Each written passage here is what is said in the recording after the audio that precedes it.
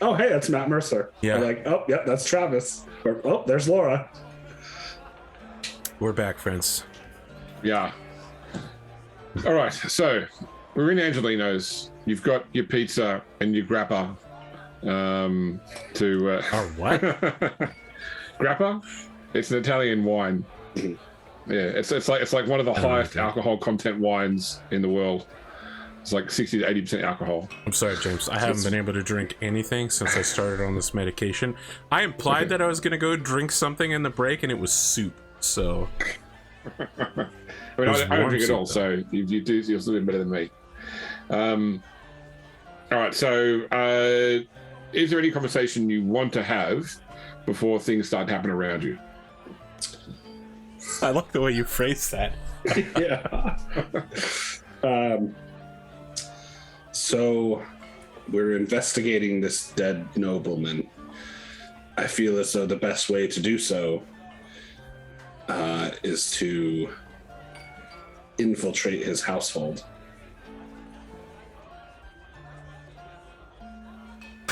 All right, Ludger keeps a straight face and he just says, lying?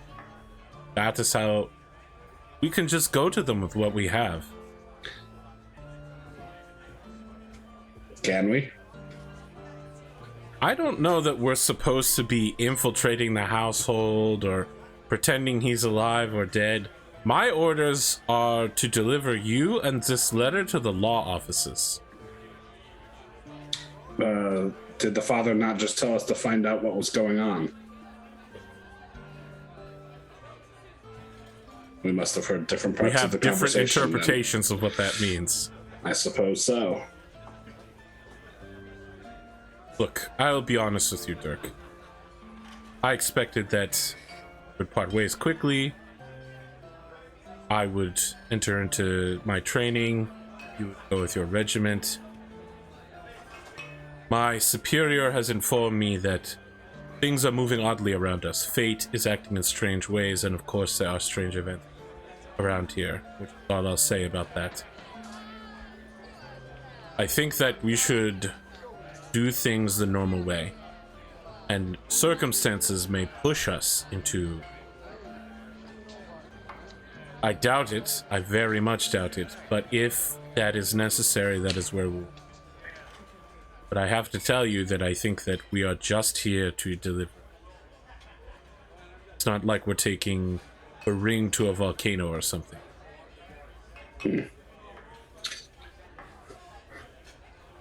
We shall see. The door to Angelino's opens, and a man walks in. And the moment he walks in, it's like the piano stops. You know, everyone stops talking. Like, everyone seems to know who this guy is. He looks a bit like this, although he's not currently shaking his fist at anybody. He certainly has a very dangerous look about him. He walks across to a table which is currently occupied, and the people at that table quickly get up and move to somewhere else so he can then sit down. So this guy's a local greaser then. Yeah, and it's clear it's clear that the kitchen starts cooking what's probably his order without needing to ask him as such. And once he's down, you're just sort of staring menacing at the room. Everyone sort of starts slowly, conversations start to pick up again. It starts to get things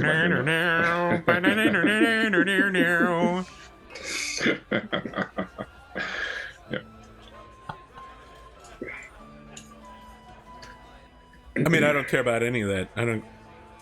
Well, I will ask one thing. He does appear to have a number of skulls. That's still standard issue Imperial, right? That's right. That's right. Yes. So, is this? Hey, look, I don't know a lot about Warhammer Fantasy, so is this? Do I assume that this guy's devout, given the fact that he's wearing 3 skull necklaces and a skull ring, or is this like when gangsters wear a cross that is on a chain around their neck as they're stabbing somebody to death? Yeah, it's more likely the latter. I resist the urge to say something to this guy. Okay. Ludger wants to, though. He wants to admonish this guy for his false faith, but he also doesn't want to get murdered in a tavern, and it's not his job.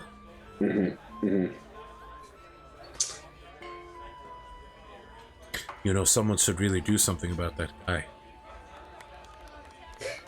What do you mean? You know, like talk to him or something. I will, like, the next time our server comes over to like refill drinks or whatever, I will nod towards the man and go, who is that man? He seems important. His name is Max Hurst. He's I don't know how to describe it. He calls himself a protagonist. It's in the medieval profession rather than the literary concept. Yeah, than the hero of the story. He is, by all respects, a man who likes to fight and goes places to pick them specifically. He's caused problems in the past. We sort of allow him to have his preferred table. He still pays for his meal at least, so as long as nobody gives him too much side eye, he tends to eventually leave. Thank you. All right, get back to the table again.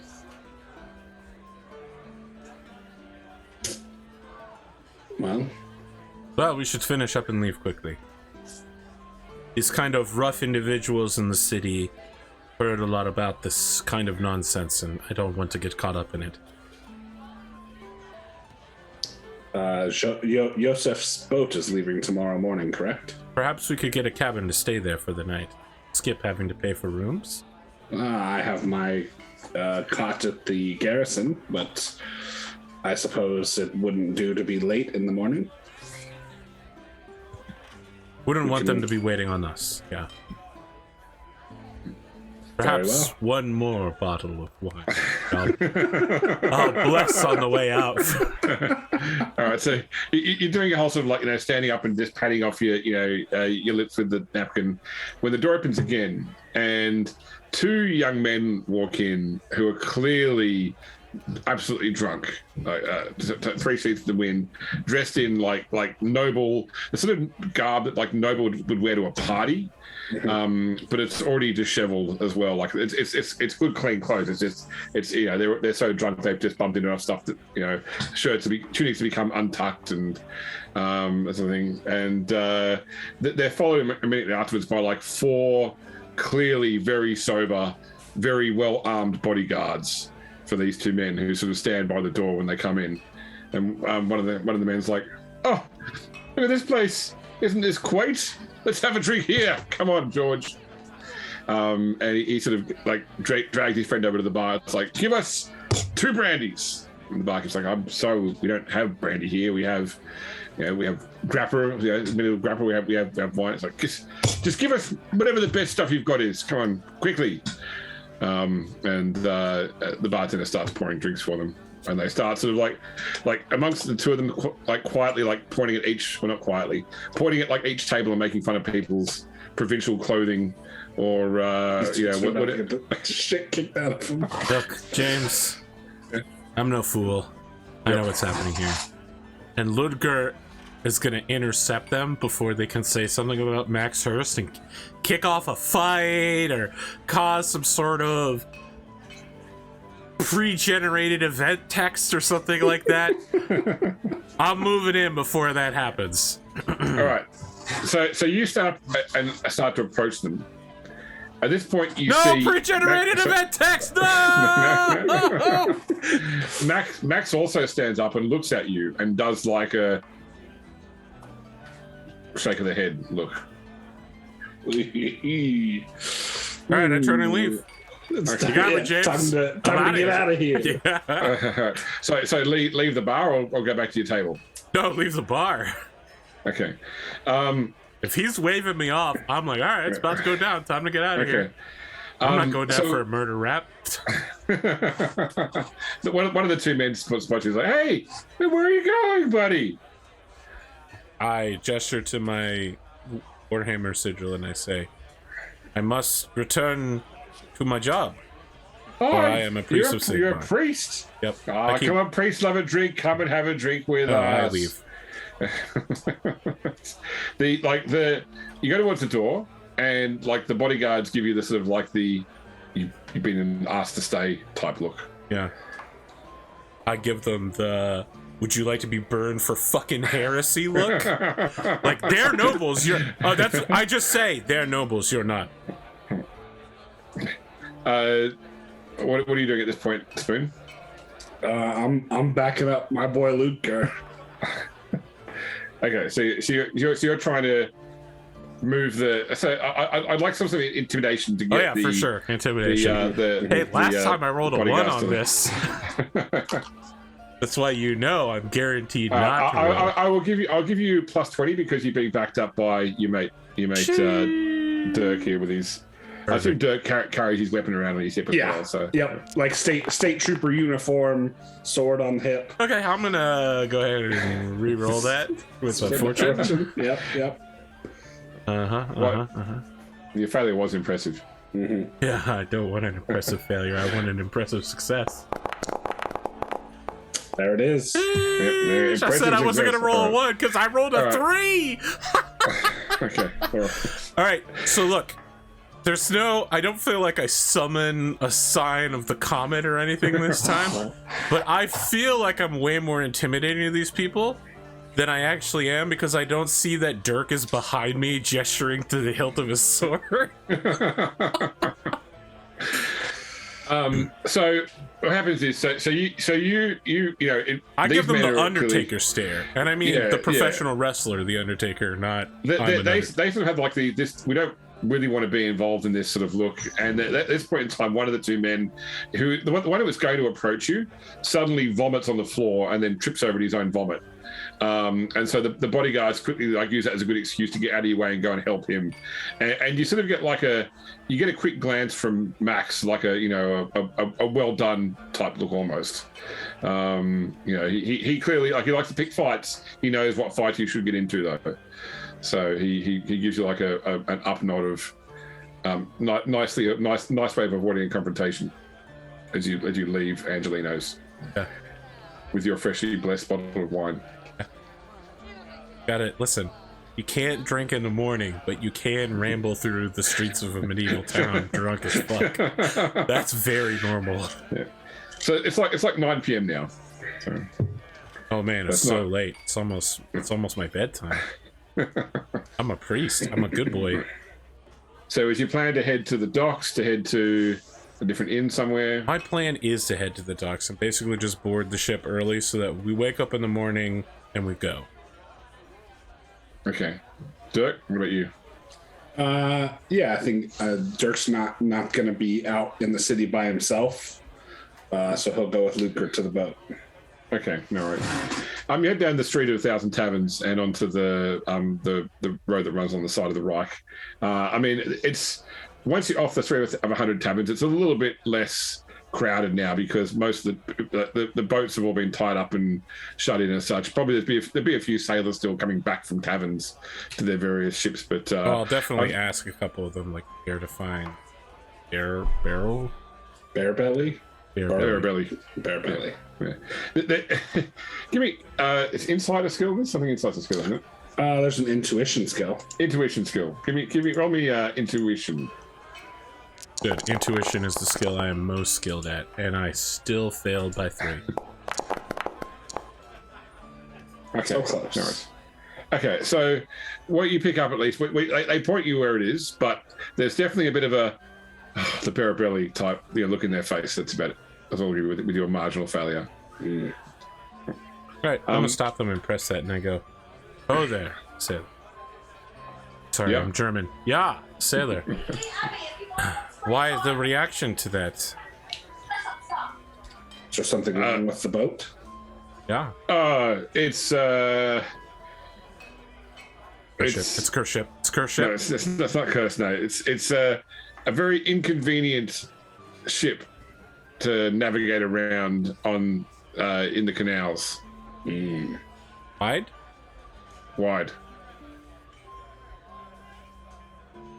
I'll suck it up and do your job. They're mad because a transport ship is big. It's probably just like a big ass like flat barge. Yeah, that's exactly what I assumed it was. All right. I would like you also both to give me, please, perception rolls at plus 40. All right, those guys that we ignored from earlier today are jumping us now.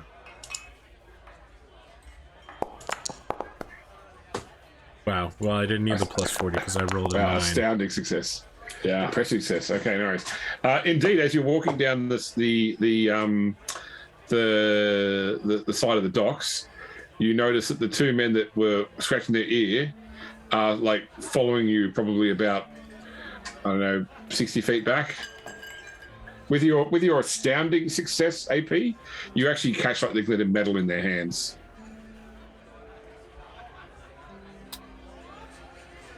Let me ask, James. Yep. If a initiate priest just starts yelling that people trying to murder a priest here, would anyone actually come and help us? Like, we know there's sailors about. Are the people here like good enough to intervene, or is this like that time where people get murdered in New York City and 287 people viewed it and no one reported it to the police or talked about it ever?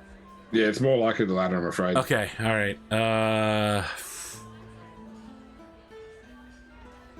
I'm gonna lean over to Dirk and say, "Don't look back. Being followed, and they've got steel ready." I think Dirk just kind of nods and reaches over and like loosens his sword in his scabbard. Okay. Now, James, I'm about to 5D chess you. Okay.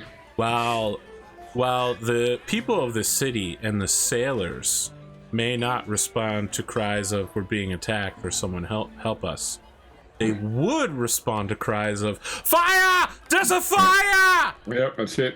Yeah. I'm gonna turn around and start saying this. I'm gonna point to where, like, somewhere along the riverside where people on this side couldn't see it. Yep. Right? I'm pointing and I'm animating loudly that there's a fire on the water. And so I'm hoping the soldiers will or the sailors will run over to help out, and it would be much harder to kill us while that's happening.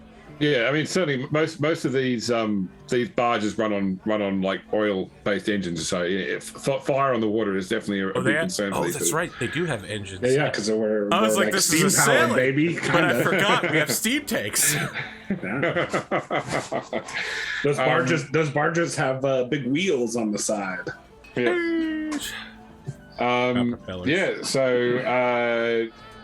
People instantly start sort of, paying attention to the yells of fire. Like doors start to open, windows start to open. You sort of see the two men like look around a bit, sort of shit. I start pointing directly towards them now. So anyone who I'm not calling fire anymore, but I'm pointing towards them so that they know I know, and that anyone who's coming will start heading towards them. Okay, no worries. So James, I'm gonna avoid this fucking combating. I'm gonna avoid every combat encounter because we'll die. We will die. Yeah. Yep. All right. So they go to turn and run.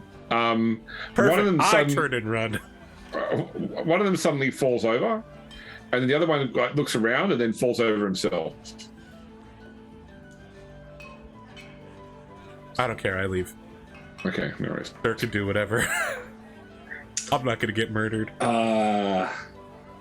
Yeah, that's very strange. As much as I want to know what happened to them, I don't want to also fall You go over there. They have stomach worms that were parasite controlling them, and the worms committed suicide rather than be captured and now they're dead. So yeah, man.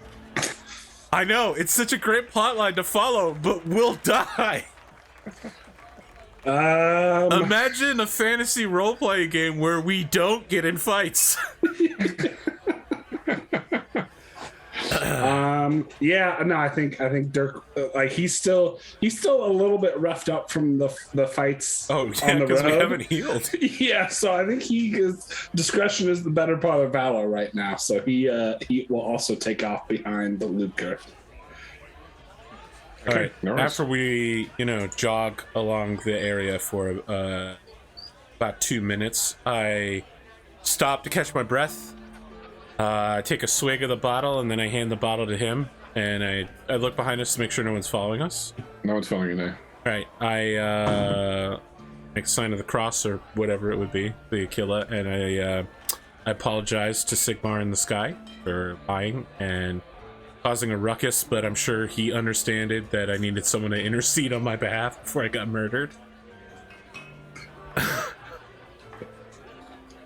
I also give a shout out to the god Moore, that there were no maidens present when that happened, so I knew I wasn't gonna die. So Moore is a god of death. Yeah. Well, but his doom is more just in the maiden. I mean, is Moore a bad god? Like, no. Okay, yeah. So I just, after I'm done talking to Sigmar, I wrap it up, and then I'm just like, Moore, thank you for letting me get through today. Appreciate that. I do the whole thing under my breath. I mumble like I'm a drunken priest in the middle of the night who just escaped death. Yeah. All right, no one's following you. You seem to be in the clear. Did we go back and check on them? Did we just mind our business? I mean, look, I know how these big towns are. You're supposed to mind your business, but that wasn't how I was raised. Perhaps we should circle back around. They did seem to...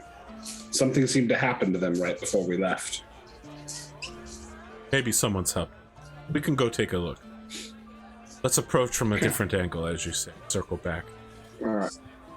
All right, James. We creep along, quiet as mouse. Sneak through the streets. Yeah, we R1 shoulder board around the corner to view while not giving ourselves away. Yeah. When you look back, they're still lying where they fell. Okay. Do we investigate? Has the crowd dispersed after realizing there's no fire? That's it. Yeah. Okay. Yeah. But no one checked these two guys. I guess drunks collapsing on the side of the river isn't that unusual. So I think Dirk will move forward cautiously, and he will. Like in the moonlight, you do get like the glint of blood on the ground near them. Okay.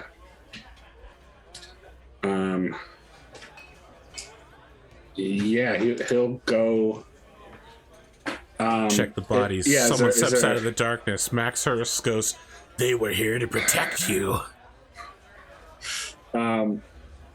Getting up to them, can I see how they were killed now?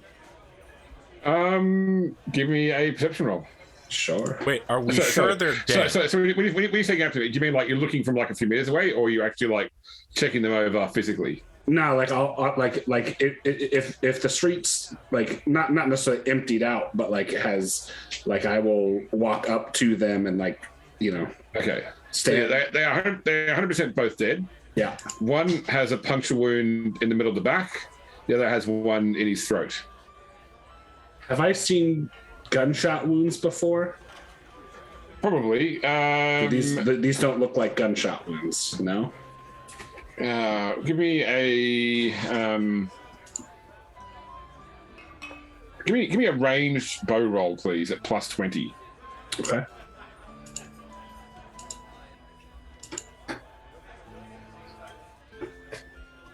$22. Okay, it's attack. That's right. Yeah. So these look like from a crossbow bolts, but the bolts have been removed. Okay. Yeah. So somebody came and checked police their ammunition. Yeah. All right. I will go through these dudes' pockets basically. Okay. All right. So despite the fact that whoever did this took the ammunition, they haven't actually emptied out their pockets. So you are able to pull out. Sorry, wrong chapter. Where is it? 3 shillings and 19 pence in coin. Other than that, all they seem to be carrying is just a dagger each.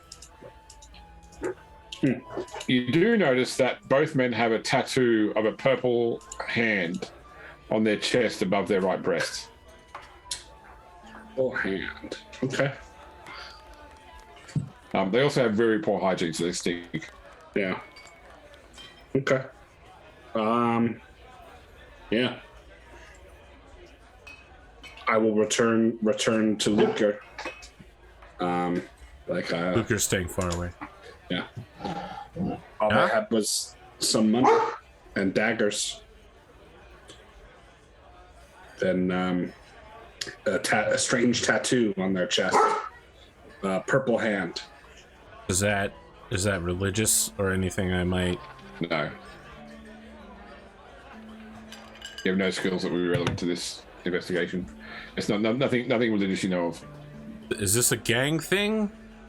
I think they may have been hired to try and kill the baronet and have mistaken him for me. Who killed them? Someone, an excellent shot with a crossbow.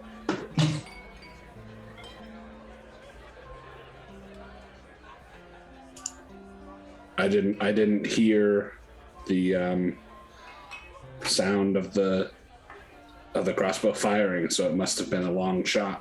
All right, I slap him on the back and say, Sigmar and more truly bless us this day, just like they have blessed your pockets. When we get to Bogenhofen, dinner's on you. Agreed. All right, we keep heading towards the boat. In the background, Max Hirsch is wandering around, very clearly here to protect us. I have no idea at this point. There's so many Chekhov's guns and like red flags everywhere. I have no idea what the fuck's going on. Good. Okay. Is this one of those things where there's like two major bad guy plots that are colliding and we're in the street crime caught up between those plots and we'll slowly reveal the plots in time? 100% yes. Okay, yeah, that's what I thought. I thought we were doing some bad guy cast out of the Underdark invades the city, and then you're like, but why was he cast out of the Underdark and invaded the city? We go down there and we found out there's a new Drow Lich in town. Yeah. So you find the ship. So yeah, it's conspicuous in its design, where effectively like because it's a flat top barge for carrying goods, with a aft castle for control, but then also like it has like a below, like you could actually sleep in it below decks, for example. It's not just a flat thing on a keel. Nice. So we don't have to sleep above decks. No, that's right. No, above decks is really just a flat platform with an aft castle, basically, and it's been loaded up with crates of stuff for the Scharfenfest. It's been widened over time, like in order to create more space. Effectively, like not like pontoons, but effectively they've just extended out the barge, the platform, and just built in supports to sort of give it extra width. So it's almost as wide as it is long. The only reason it would probably even sail or travel on the river well enough is because it's got a motor and it does have a keel still, and the keel keeps it going in a particular direction. Need to be keel hauled underneath a boat like this, man. There's probably about on top of Joseph, there's probably about 5 other crew, and they're probably at this point in time just currently securing the load, making sure that everything's ready for when they depart in the morning. So Joseph waves to you when he sees you approaching. Buddy, it's good to see you again. How did you find your first day in Outdorf? Yeah, we've been ordered to join your crew. Ordered? Sorry? Yeah. I have been instructed. If that's where you took me, I didn't mean to. No, my religious superiors have ordered me to join your crew. They see great fortune in where you're headed. Everything I've said is true so far, technically. But I'm saying it priestly and conspicuously to make it seem more important and mysterious than it is. So, does this mean you're taking a new vocation as a riverboater? Oh no, we're we're just supposed to go down to Bogendorf, and that's not the name. Bogenhafen. Yeah. So we'll take that unskilled labor and 2 shillings a day at the stop in Wurzbruck and Schaffenfest. Yeah, we'll but the boat's stopping halfway there at Wurzbruck, and then we go. Yeah. So the way he explains it basically is that there is, to get from Altdorf to Wiesbruck is like a structured straight canal of locks. Yeah. Which you go down first. Once you reach Wiesbruck, they stop there, and then it's like an actual river to get. It's like jumping down the river to get to Bogenhafen. We're on our way to Bogenhafen. Know that the Holy Temple of Sigmar watches over you. Well, good. It sounds good. Yes. Yeah. Yes. I hold out some of the blessed wine.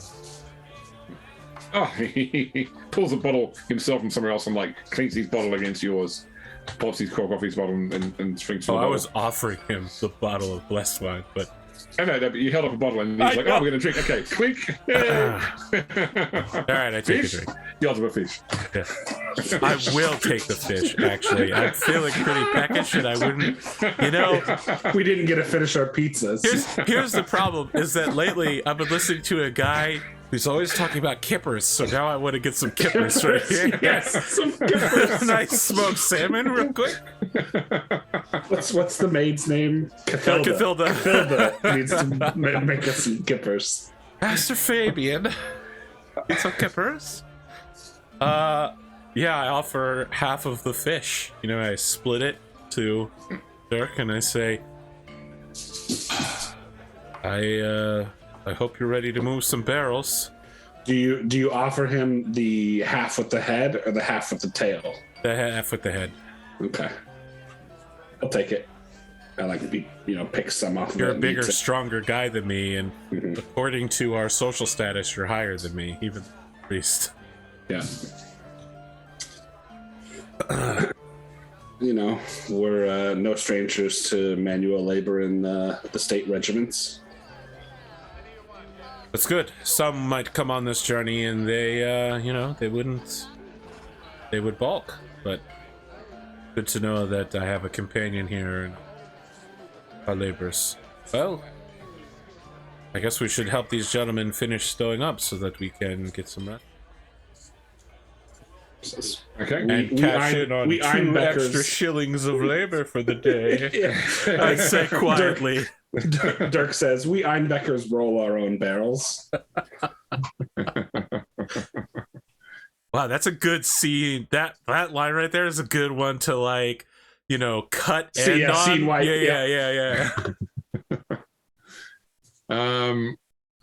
Okay, so you can each. So you were the only one that was injured. Was that Spoons? What's that?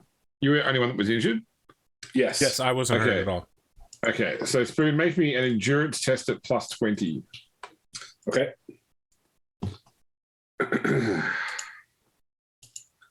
Plus 20. Wow, okay, so you heal your toughness bonus plus 6 wounds. Okay. Which for you is like, you would heal 9 wounds. So my toughness bonus being the 10 spot, right? That's right. Yeah. Okay. So 3 plus. So I heal all my wounds. Yeah. That's it. Back down to 0. Yeah. Okay. Yeah. So morning comes. It's a bit sunnier today after all that rain. There's there's some blue sky threatening to poke through the clouds in a couple of spots. They sort of quite early. They untie the boat and set off into the. Well, first off, you got to sort of go through down the river to the harbour of Altdorf, and then finally you enter the Wiesbruck Canal, which is going to be like the next couple of days is going to be the majority of the time spent in this canal, and it's slow going because, especially with the width of this boat, it constantly has to sort of like slow down into like sidings so that other boats go past, and when other boats go past, they tend to yell abuse at this boat for taking up so much of the canal and slowing all the traffic down. A lot of that. Yeah, that's it. And once you start to actually travel through the locks, you start because basically you also have to pay a fee at every lock, and the fee is based upon the length of your boat. So he's minutes. Yeah. Which is why this boat is so wide. Yeah. He's like the America trying to make battleships that fit through the Panama Canal. Oh, it's 256.5 inches wide. We're gonna make our battleships 256 feet wide. Got 3 inches on either side. I think they've changed it now, but when I used to travel in America previously with American Airlines, they had a thing where I think for the requirement is to have 1 steward on a plane per 50 passengers or part thereof. And a standard 737-300 configuration could hold 252 passengers. So effectively, you had to have 6 stewards. So what they did was one row 18 in the plane, they would take the middle seat out of both sides. So you had chair, table, chair. So that they reduced the total capacity by 2, and they could have 1 less steward. And I used to try and book into that row so you had like no one sitting next to you and your own table for your drinks. Yeah, but I haven't seen it on American for a long time, so they must have changed the rules. Have you seen the new way they're going to be doing coach? No. Oh my god, it's horrifying. Okay, so imagine you're seated, right? Oh, facing there's a chair. No. There's a chair that is halfway between the chair that's supposed to be in front of you that's in your lap. Oh, it's like there's the under seat and the upper seat. Yes. Yeah, like it's like That's fucking horrifying. Yeah. They're just cramming people in like sardines to get maximum value, minimum comfort. There better be a steep discount. Look, man, I'm telling you, trains are the way of the future. Yeah, there's never going to be a train line in America that's significant. The problem is that they union busted trains, so now each county, each city, municipality has their own laws on how trains can go through it. And you instead of doing it at a federal level, you have to run a train line through each of them. Which is why almost all the train lines you see nowadays are like fucking 100 years old and they just keep getting repaired. Laying down a new train line is pretty tough unless you buy all the land. So as you travel down, like often when you're at the stopping the locks, because it takes a while for the lock to fill or drain, you can actually like get off the barge, and they actually have like little inns as well, multiple places along the canal. So over the 2 days you're traveling down the canal, you can stop there and get a drink or get a meal as well. And Joseph pays for your meals as well as paying you your daily wage too. Although you're expected to sleep. Because the fucking barrel riders are loaded, I guess, huh? Yeah. this dude works for your family, right? I've worked for him in the past. Yeah. Worked. Okay, gotcha. Yeah. Hey, listen, my family pays well. Let's just be very clear. Sure. Listen, they don't. You're not going to become rich working for us, but you'll have a steady employment. Yeah. I would like both of you, please, to roll me the gossip skill. Gossip. Okay. It's like when Pondo gets to roll a blather. That's 0 rolled over to an 8. Yeah. Okay. You also rolled an 8. Yeah. So yeah, you end up in a few conversations with sailors or barge crew heading down the river. Yeah, you're obviously not one of them, so they don't give you a people don't gossip with their priest. Especially not the one who's like, "Oh, would you like to confess first before you sit down at this table and talk to me?" All right. So I'm going to find untrue rumors. Yeah. So I think it's basically like Dirk has nothing to do with people not talking to us. It's all Ludger who's like, yes, you've come to confess your sins to the priest. I'm ready to hear your confessions. If you want to see it that way, sure, I'll take that burden. And then they just like stop and go, actually, I'm headed over to that table, but thanks. Okay, so the untrue rumors you're about to tell us about, but we will treat as totally real. No, I was joking about that. So the only rumor that you do pick up is you hear one of the sailors or the other one. If he's going to go to the Scharfenfest, don't buy any horses there. Apparently, the watch there recently stopped a drover coming in from Avaland, who was trying to sell a mare that had clear chaos mutation. It had eyes in its mouth. Apparently the watch hung the drover from the east gate, but there's concern about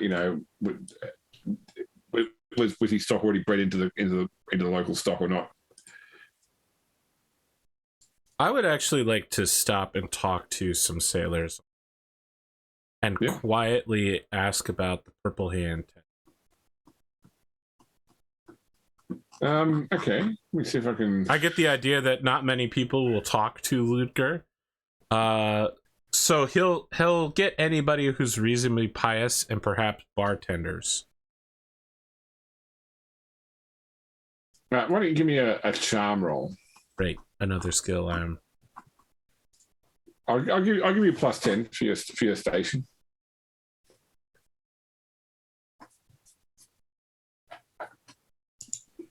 Modifier 10 then, or modifier 1? 10. Ooh, look at that! Very nice. Didn't even need that bonus, but I'll take it. Yeah. Okay. So it's the Purple Hand symbol is not unknown. So people, I'm sure I've seen people with that tattoo before. They assume, they don't know, but they assume it's some sort of cult, potentially a chaos cult. I ask about what kind of people. Yeah. So the sort of dregs of society that usually give themselves over to such things, So not like specifically sailors or specifically day laborers. No, that's right. Like no, it's not like a noble cult either. It's more like just the downtrodden decide, hey, maybe we can, maybe rather than being the ones that get shut all the time, we can have some real power that's not based upon where or who we were born. James, it's all right. I've already solved it.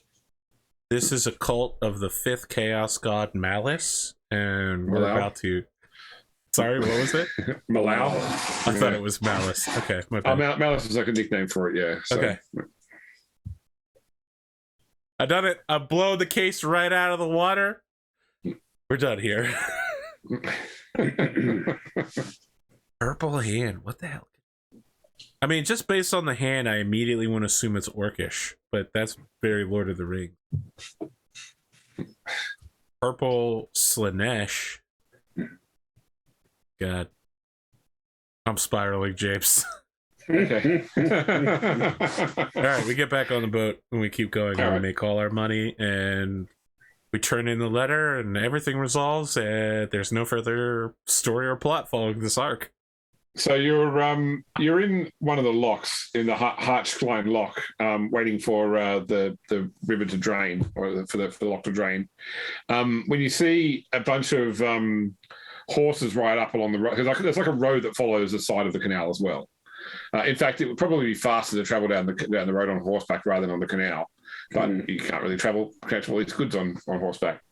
They're road wardens. Clearly, members of the constabulary, not the same ones that you encountered the other night, but they sort of ride up to the lock where you're currently waiting, and they pull Joseph aside and speak with him quietly for a moment, and then he sort of brings them over to the rest of the group, including you guys. Look, I'm checking these horses for chaos mutation. Eyes on the inside of the mouth. Yep. Give me perception at +20. That's some Lovecraft country. That's some Lovecraft. Yeah.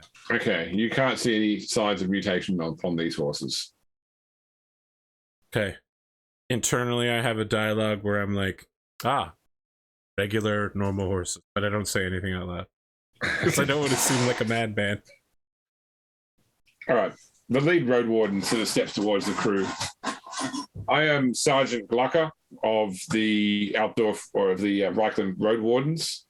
We are investigating reports of bandits operating in this area, preying upon the villages south of Outdorf. Do any of you have any information about such bandit behavior? At the same time, you can sort of see like the rest of the road wardens like conspicuously eyeing off everybody to sort of try and see, looking for nervousness or anything which might portray criminal intent. Now, our trip, we came down from the north of Altdorf, right? Yeah, that's right. Or from the east more so, yeah. The east, okay. Yeah. I lean over to Dirk and I say, should definitely talk. Sorry, can you please speak up if you're going to speak? Yes, well, I encountered bandits east of Altdorf, not south. But you can find a report with Road Warden Magnus Pilaster. But nothing in this area.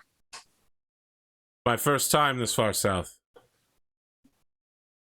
It gives you a wary look, but then decides you're probably telling the truth based upon the fact you're garbed as a priest. I definitely offer to bless some wine, give them communion. Yeah. Take their confessions. It may have been a while since they've confessed. Yeah. Yeah, sure. They actually probably, let's say 2 of them avail themselves of those services. My God. Yeah. Someone finally confesses? It only took 7 hours. Yeah. Yeah, but they're like, yeah, I didn't, I failed to brush my teeth twice. Yeah, exactly. Or like, I didn't brush down my horse after it rained one day. Like, that's right. I went to my neighbor's house and I thought he had a really nice new armchair and I coveted his armchair. We all covet things. You should definitely not take them unless it's from dwarves who are bad or like ogres. You can take their things. No. What's the human ogre hybrid that's acceptable? The Ogrins? Ogre, yeah. I'm like, find an ogre. Ogrins don't exist in fantasy. No, they're just straight up ogres. But they're also what about the dudes from Blood Bowl who are like the big guys? They're ogres. Yeah, they're ogres. Oh, yeah. All right. I just say covet thy ogres furniture. It's okay to take from ogres. Yeah, that's so right here in the book.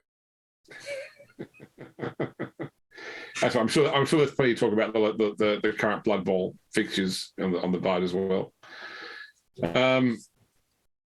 So once you actually reach the end of the lock canal itself and you're getting close to Wiesbrook, the barge sort of pulls over to one side and like to the edge of the water, and Joseph gets all the crew onto the deck and starts pouring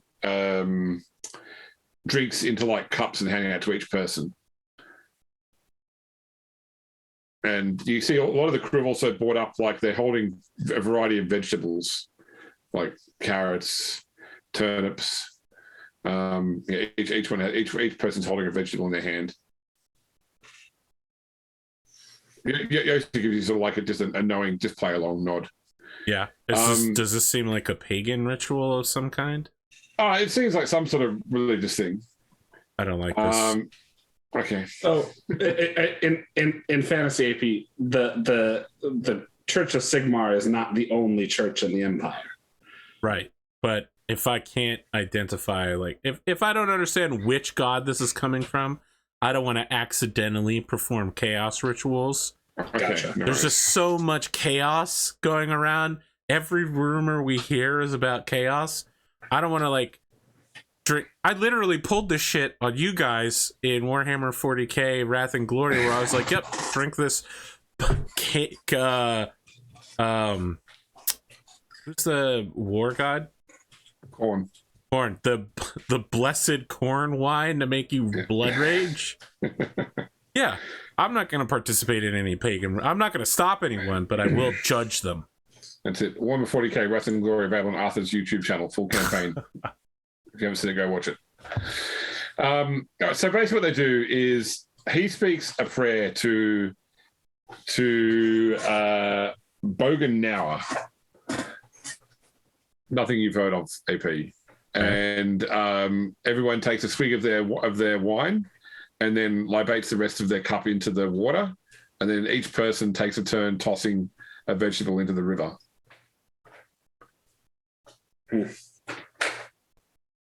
You get in on this, Dirk? Someone will give you a vegetable if you don't have a vegetable. If you don't have your own vegetable. Yeah, just sure. You an ear of corn. Yeah. Somebody goes, corn wasn't in Europe.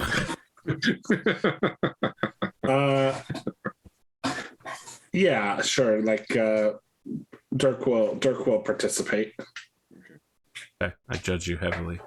I'm gonna report back to my chief priest and be like, "Oh, I do have one reservation about him. He did participate in a vaguely pagan ritual." All right.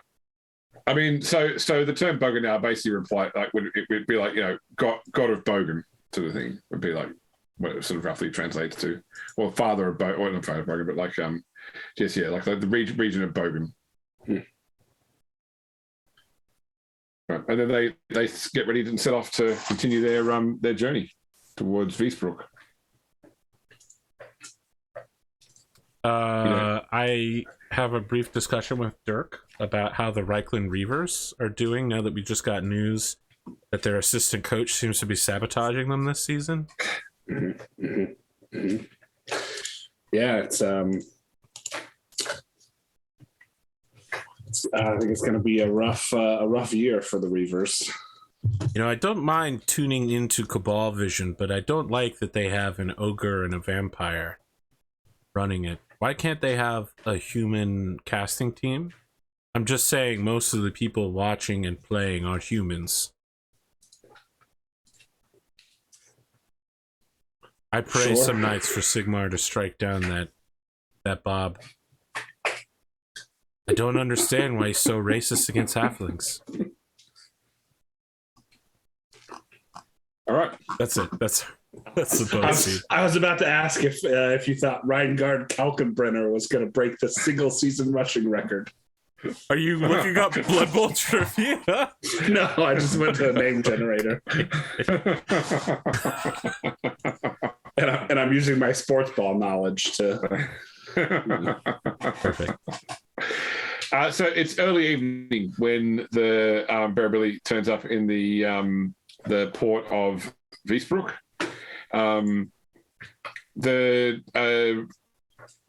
Once again, you can either stay on the boat that night to sleep or get in town, but a lot of the crew are going to shore to certainly the inns along the way are pretty basic, and this is like the first major town you've been in. According to the crew you've spoken to, they're heading into an inn called the Black Gold. I would like you both, please, to make perception tests. Plus 20. Okay.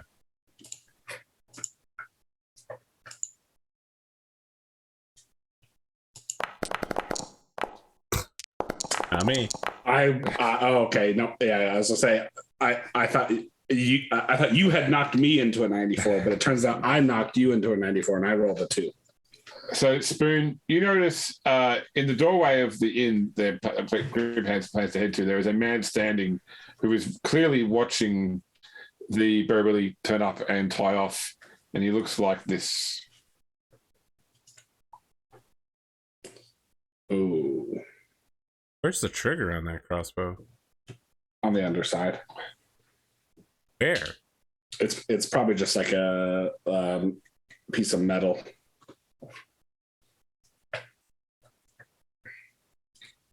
Okay. I will. But he didn't kill us. Okay.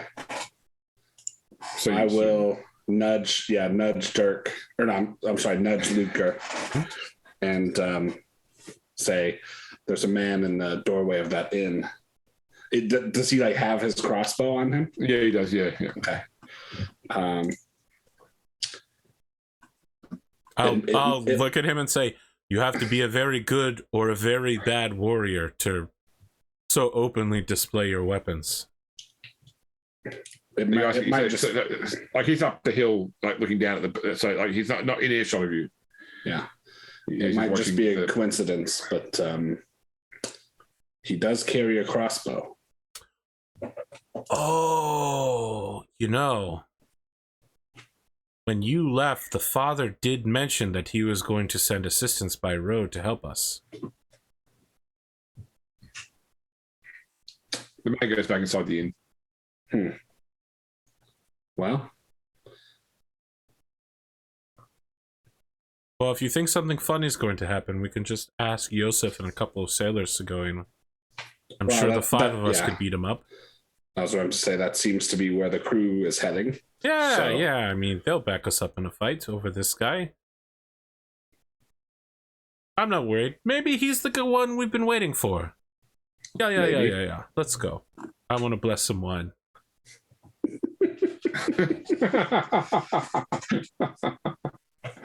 More wine. Okay. When we walk in, I'm going to look for the person who seems most pliable to getting a lecture about the Ludger men. I'll let Dirk side-eye this guy, and we'll see if he approaches us. That's my plan going in, and I explain that to Dirk. And by explain it, what I mean is I'm here to preach. Yeah. What happens with this guy is inconsequential unless there's trouble. So you find like a merchant traveling down the river for the fest, and you quickly like talk them into a corner. Have you considered cleansing your body so you can cleanse your soul? Dirk, when you guys get inside, he's not inside the common room of the inn at all. Okay. I will, eat and drink with the sailors. Okay. We have a merry old. Sorry. What does he do? Who do? Guy. That's watching. He's not there. He's not here. Okay. No, not in the common room. After obviously unsuccessfully convincing this merchant, I'm going to speak briefly to the bartender, inquiring about this man. Okay. So you described him to the bartender? Yeah. I probably just saw him, the guy with the crossbow was hanging out outside. That's probably most of what I saw. Yeah, he's not staying here. He was having a drink earlier, and then right before you got here, he rather rudely walked through the back and went out the back door.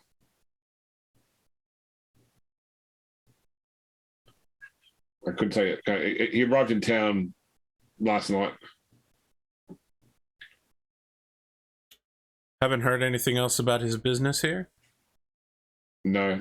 He was with with three other men when he first got to the inn earlier today to have a drink. He was with three other men, but they left earlier. He stuck around.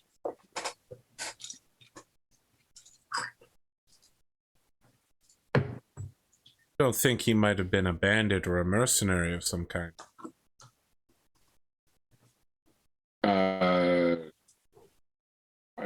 Potentially. He seems like he seems like a man of experience.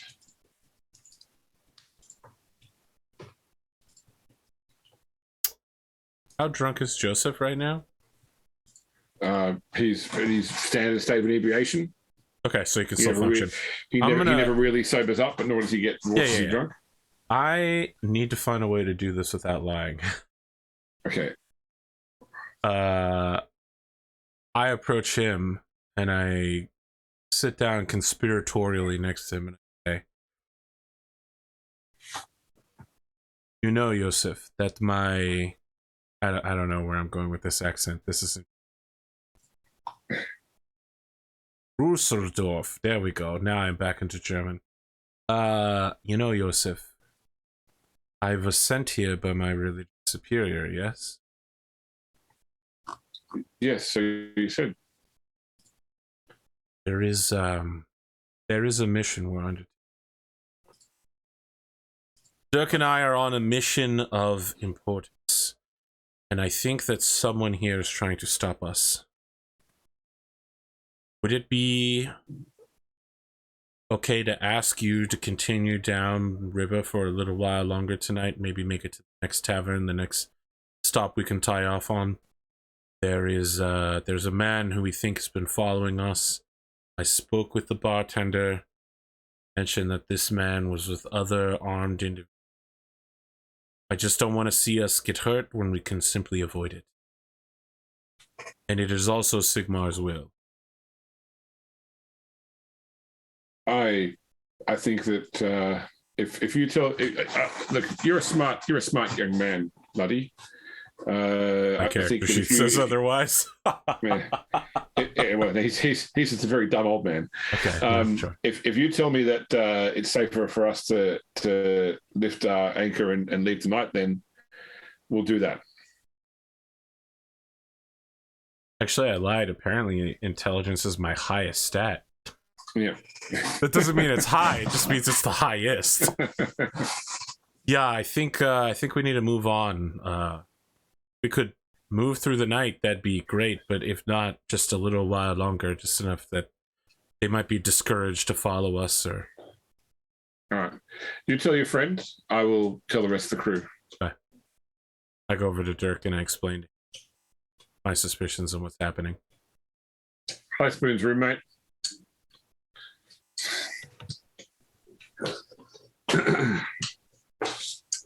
So you think he's hunting us down? I'm not sure. You know as much as I do. The bartender has his own.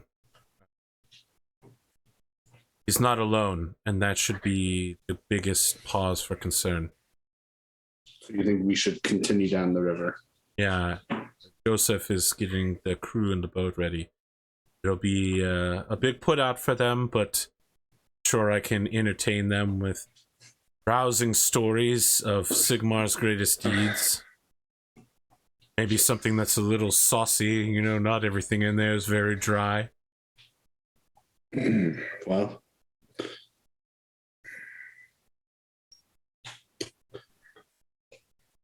I mean, unless you tell me right now that I seem like I'm acting crazy.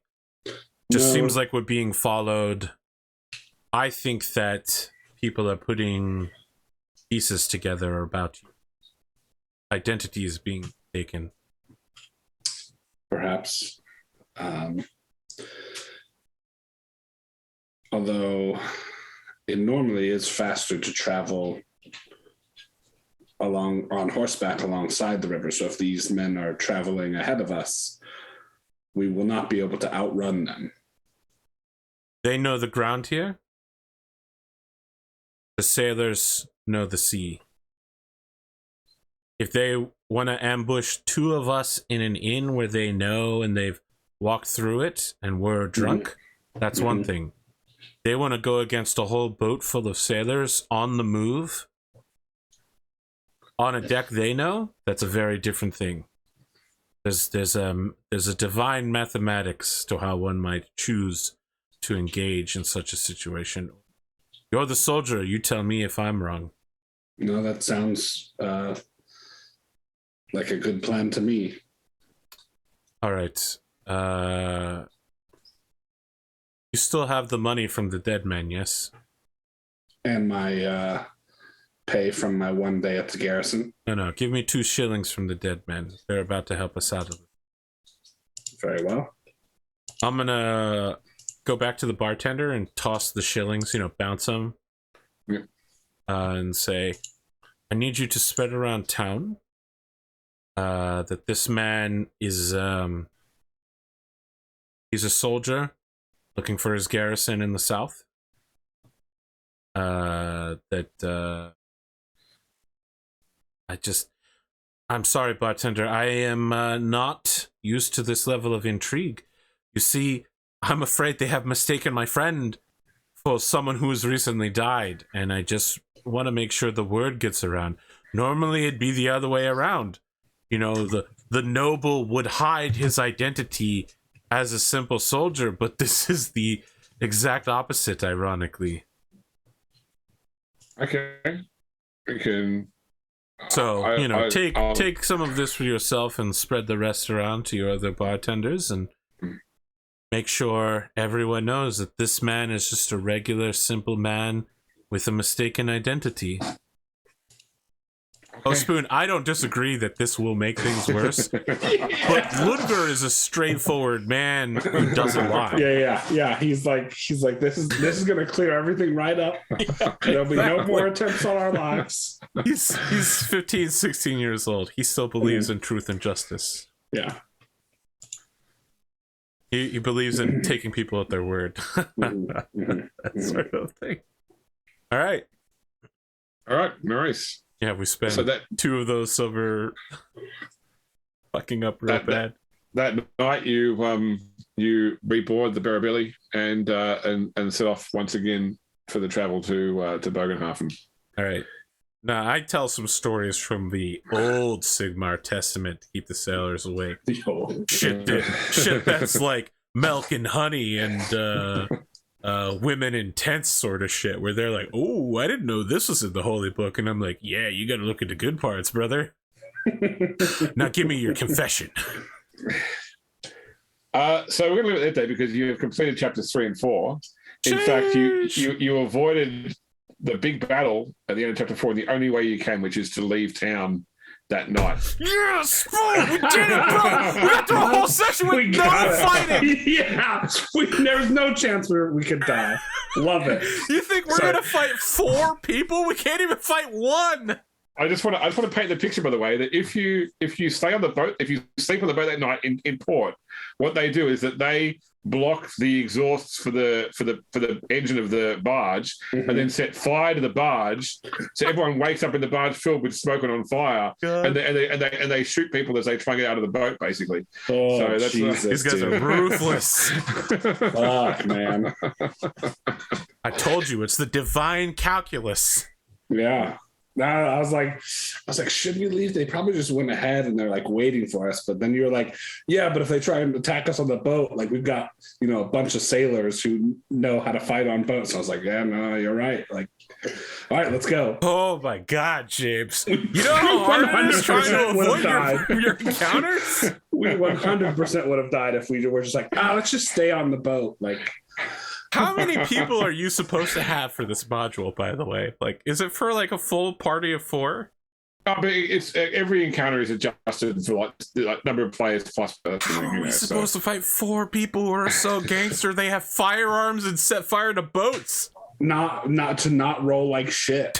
And they have crossbows. They have crossbows. See, I had a discussion with Henley about this. Maybe it was on the last stream where Henley is a very combat-oriented person, and obviously, as the player of Nero, I am too. But if we can avoid combat and not threaten ourselves, that's actually usually a better plan. Excuse me. Yeah, hey, the highest XP reward is for avoiding that fight. So I'm going to put the XP awards into the chat. I don't think these worked properly last time trying to accept them. You can try it, but we might end up mainly. So there was 10 points each for befriending Joseph. Yeah. Did we miss the points for befriending the greaser? For not attacking young nobles. It's 5 points for not getting into a fight with Max Hest. Oh man. 10 points for leaving Outdorf on the Barabelli. And then will it do properly? Okay, should be 20 points total for surviving the attack on the Barabelli by making it not happen. No character assigned. I think I know what I need to do to make that work, actually. Let me try this. I'm going to put we can change our experience levels, so I'm just kidding. Yeah, okay, yeah. So it should be a total of 10, 20, 30, 40, 50 XP total extra. Puts me at 105. I cannot change my... Yeah, okay. I can't do that. It does let me like put the icon in there, but it doesn't. Yeah, but when you go to change it, it does nothing.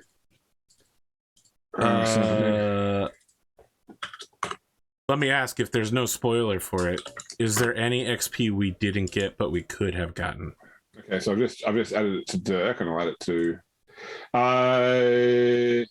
There is. Okay, so what didn't you get?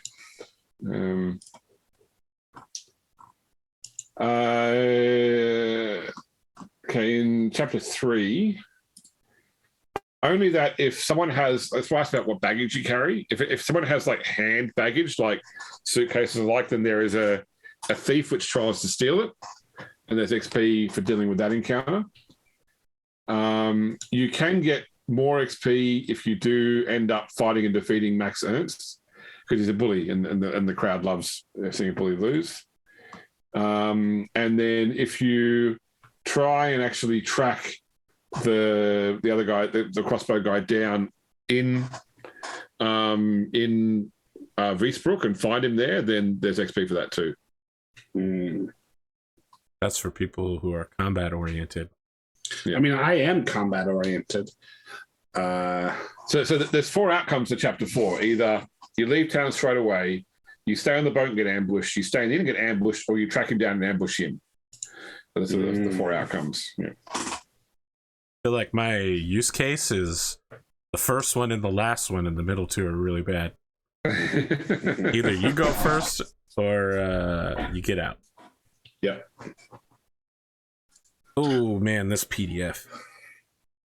Horrible. But guess what? Sigmar has given me the ability to bless others. Tell me if this next scene I load comes up for you. It's currently all black right now, but it is kind of still loading. Yeah, it's still loading on mine. 97%. Yep, it's loaded. Yeah. Oh, this is Pendragon level of artwork right here. Yeah, so you can see basically where Altdorf is in the top right. Yep. And there's that long Wiesbrook canal. It's just straight coming down. And it ends at the barony of Wiesbrook. Yeah. And you're heading all the way down to the Duchy of Sapanatham and Bogenhafen. That's where you're heading to. So we're on the river proper now. Yeah, on the Bogen River. Yeah, River Bogen. Oh, is that the Bogenauer thing? Yeah, that's right. It's the god of the river. They were just like waiting for the god of the river to pray for safe travels. Yeah. Didn't really work, huh? Or alternatively, it actually did work. Yeah, they because of Sigmar, a canny priest, a paranoid priest. God, these maps are great, dude. They are very good. Mm-hmm. Yeah, as I said, Cubicle 7 do Foundry really well. But you got to remember as well that this whole Enemy Within campaign has been around for like 30 nearly 40 years. Yeah, I remember you telling us, and it's been refined that many times. I still love all the stuff this module has about, if your players played it originally, here's how to make it different. So they just go, such and such is here. Let's just kill him now. There's the 7 spokes up near Pankwall. Where is this? 7 spokes? The inn that we stayed at the first time. So if you go from the main North Road out of I see it. There's the old Granger, and then 7 spokes in Fraderheim. Yeah. In fact, the Coach and Horses is at the very top. Yeah. Very top, yeah. Wow. It's like we're really there. We are selling this Foundry module to people. Mm-hmm. Yeah. We need to find a way to do the like we're really in the game where you affiliate link.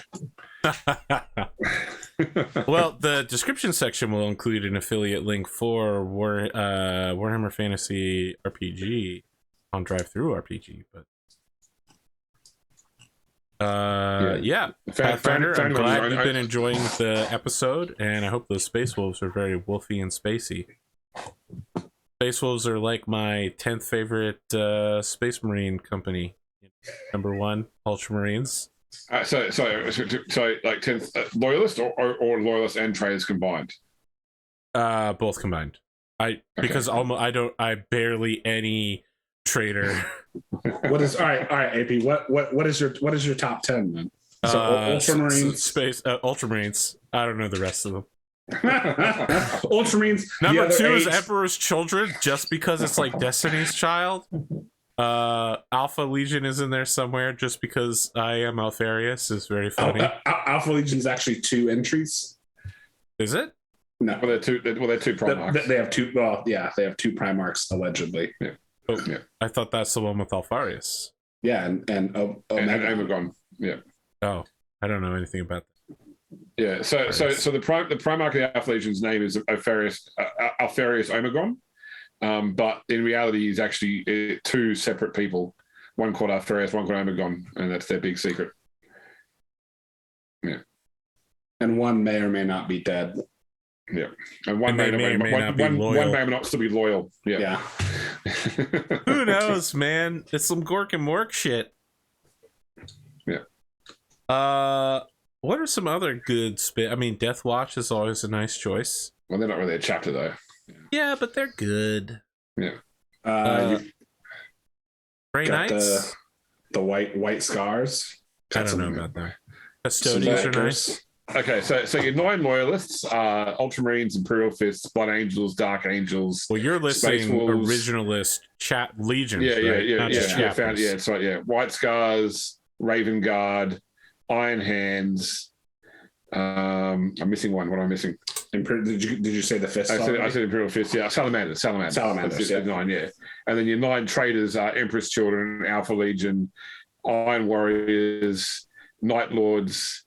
Sons of Horus, World Eaters, Word Bearers, Death Guard.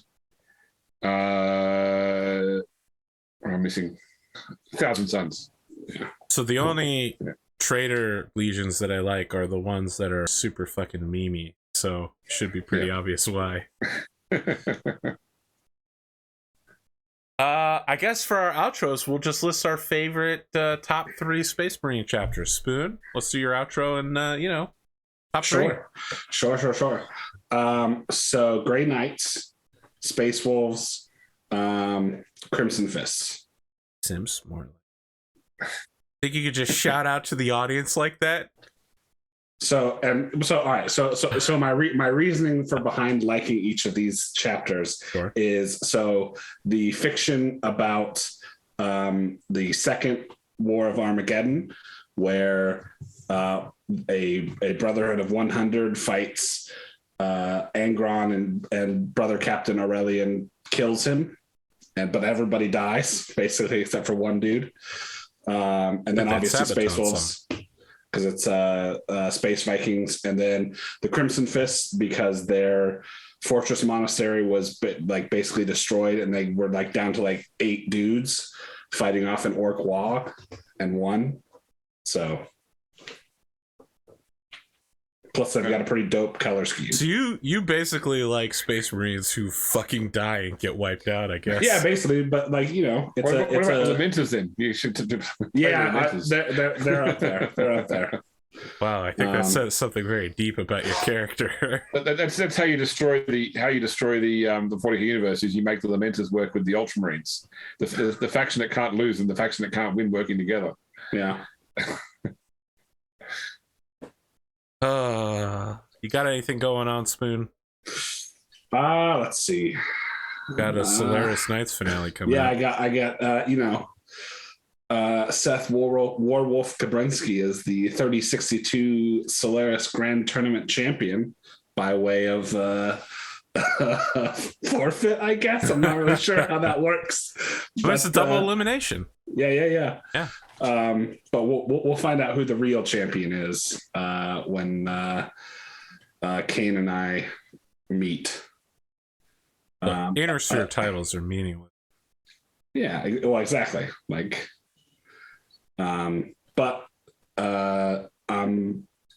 that's about it, really. You can find me over on Twitter or on the Discord.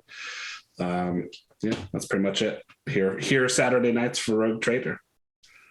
Grim Dark James, a man whose wife likes things that are grim and dark. What's your outro and your top 3 Space Marines? So top 3, from a fluff point of view, I like the Salamanders because they are one of the very few good forces within the universe. They actually give a shit about non-space marines and humans in general. I do like the Alpha Legion a lot because of the whole are they good, are they bad? Plus the color scheme. Once again, I think to go to one experience, I like that sort of that metallic blue they go for. And then I got to support my Ultramarines, not because of anything in the fluff, because in the fluff they're pretty shit, but they were my first faction in the game, my biggest faction still. I will say they're really well balanced. Look really cool. Yeah.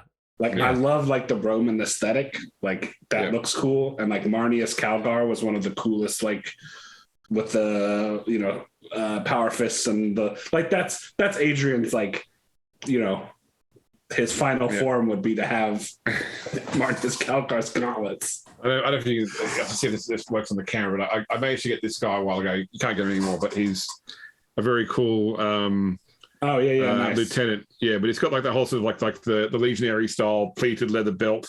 Mm-hmm. I do like that sort of that Roman Legion look on the Ultramarines, which works. I mean, other chapters still have it too, but it's more archetypical of the Ultramarines.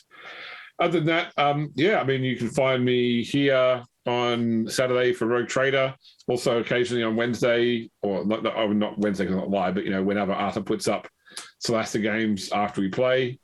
Otherwise find a way to spectate on Arthur's secret Star Wars game, which you can't do, so haha. Which who knows when we're going to run again. We'll see. Are we good for this week? I thought I'm good for this week. I'll have to take a look at my schedule. All right. Yeah, I'm good for any week up until the week of the 15th to the 19th of August. I'm busy that whole week doing a trade show. I'll be preparing for the war on Halloween. Yeah. I need to check about next week too, because I realised because I now have a regular last Sunday of the month commitment, which would actually be like road train next week, but I can maybe try and move things around. We'll see. Yeah. I mean, let's get Rad to check it first, and we'll. I'm talking about next Saturday here. So next Saturday. Yeah. Well, we'll see. Yeah. I know. I'm definitely going up the coast my next Saturday, which is your next Friday, to take my kids to the Australian Reptile Park, where they can see Australia's largest in captivity crocodile, Elvis. Nice, Elvis. Yeah. That's a good crocodile name. God, that would be like naming a crocodile Dundee in like Houston. Yeah. So weird. Yeah. All right. Well, will Rogue Trader ever return? I don't know. Gleemo's he's been waiting months for Pendragon to start, and maybe it'll be forever. But at least he'll do it really drunk on good seafood and steaks. This one shot will return the next time the stars align. So I don't know, like 6 months, 2 years. Imagine if we actually finish this campaign. Whenever Sigmar wills it. Yeah, whenever Sigmar. Listen, Sigmar was willing a lot of things today, and it was working for me. Yeah, he was. We did good, man. I was. Oh, I don't know if we're going to be able to keep avoiding fights like that. Yeah, no. Well, we're just going to come up on some guy who's got like a tentacle for an arm, and I'll be like, there's no avoiding this. Like, this is very clearly the boss. That's it. All right. Have a good night. Take care. Oh, look at that. The stream ending screen. Wait, no!